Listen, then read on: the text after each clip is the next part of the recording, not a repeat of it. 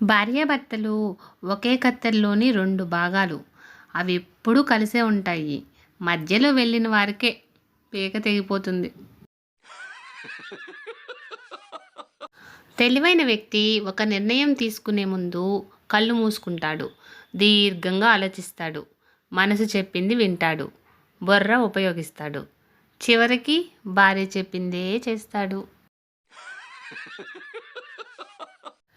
ఒక ఊర్లో భార్య భర్త ఉన్నారు.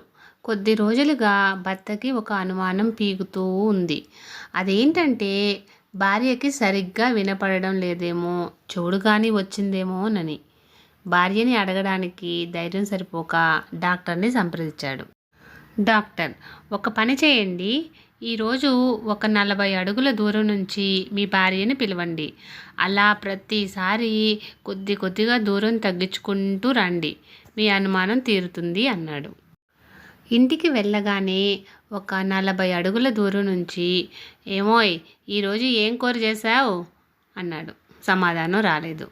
ఈసారి వంటగది బయట నుంచుని, ఏమోయ్ ఈరోజు ఏం కూర చేశావు అన్నాడు. మళ్ళీ సమాధానం రాలేదు. ఈసారి భార్య వెనకనే నించుని, ఏమోయ్ ఈరోజు ఏం కూర చేశావు అన్నాడు. భార్య, ఇప్పటికీ 3 సార్లు చెప్పా వంకాయ కూర చేశానని. అర్థమైన వాళ్ళకి అర్థమైనంత.